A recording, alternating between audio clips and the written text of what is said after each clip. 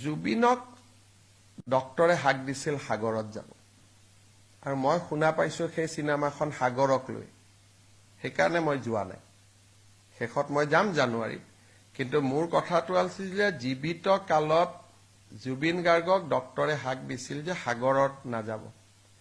সেইখন চিনেমা চালেইতো মই বাহিৰত আহি প্ৰশ্ন সুধিব লাগিব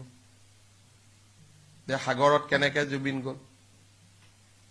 সেইকাৰণে মই বোলো লাষ্টত এদিন ধুনীয়াকৈ চাম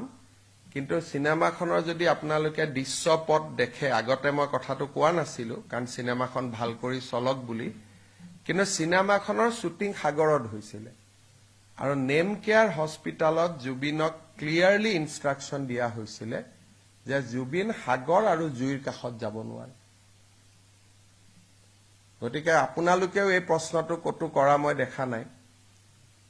যে কেনেকৈ জুবিন সাগৰত গ'ল সিদিনাখন চিনেমাখনৰ প্ৰযোজক মোৰ তাত আহোঁতে মই তেওঁক সুধিছিলো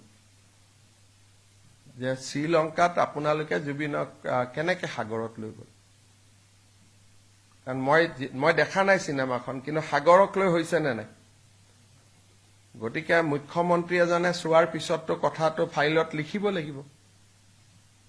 মই সেইকাৰণে শেষৰ ফালে চাম বুলি ভাবি থৈছো তেতিয়া আৰু কোনো হেৰি নাই গতিকে আৰামত এদিন বঢ়িয়াকৈ চাই লৈ আহিম আৰু জুবিনৰ চিনেমা চোৱা নাই কাৰণে মই পোষ্ট মালনা দিও চাব নাই যোৱা একেবাৰে লাষ্টত যাম গোটেইখিনি কৰি কিন্তু এই কথাটো মোৰ মনত কুটকুটাই থাকে মই এনে নকওঁ বুলি ভাবো কিন্তু তথাপিতো কুটকুটাই আছিল কাৰণে ওলাই গ'ল যে ইমান ডক্টৰে হাক দিয়াৰ পিছতো এইকাৰণে যে মই যোৱাবাৰ কৈছিলো এটা ইণ্টাৰভিউত যে জুবিনৰ ইনকুৱাৰীৰ পিছত আৰু এটা ইনকুৱাৰী হ'ব নেগলেক্টৰ ওপৰত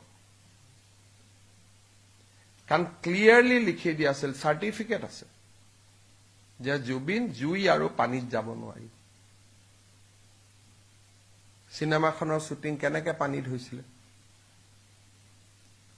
তাৰমানে জুবিনৰ জীৱনক লৈ বহুত দিন আগৰ পৰাই আমি বহুতে হেতালি খেলি আছিলো হয় না মই ঠিক কথা কৈছো নে নাই